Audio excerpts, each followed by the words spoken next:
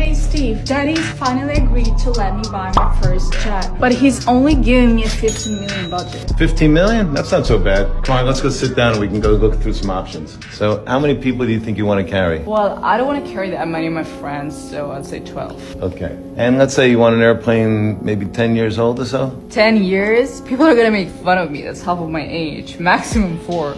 No.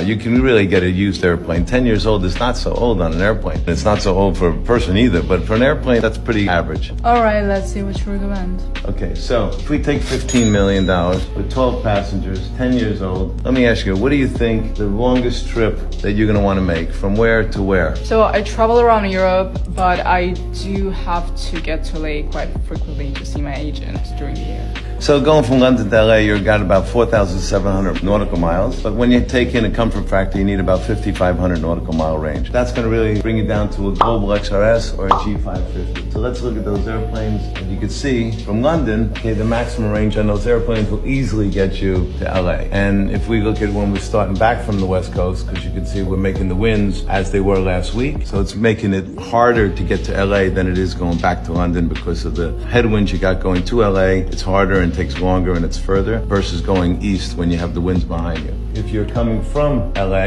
you can see how the difference is much more significant, where you can fly it really all the way to Athens from California non-stop on either one of these two airplanes. So I think one of these two airplanes are the ones you should be looking at. Okay, so what do these two planes look like? Okay, so let's take a look at them. Let's start with the Global XRS. You can see here, that's what the outside of the airplane looks like. It's pretty big. The interior is really luxurious. It's wide. It's got a quiet cabin and easily can go non-stop to Los Angeles. That versus the Gulfstream 550, which as you can see, has a similar looking cabin. It's a little narrower, but the windows are much bigger. It's got the same number of seats, has a little bit more range. But these are the two contenders really that you should be considering. Oh, I see a laptop there. So does it mean that I can use my Instagram on the plane? Sure. They've got high-speed Wi-Fi on these airplanes. They're super fast. You can download movies, watch movies live. You can watch live TV. You can even check the stock market, see how much money you're making. I'm still not sure. Which one's bigger? Well, let me show you exactly how big they are. So this is the exact size of these airplanes. I'm a little bit more than 6 feet. You're about the same height, a little shorter. You can stand here and you can see that you're easily going to be able to fit inside there. You have to take your glasses off.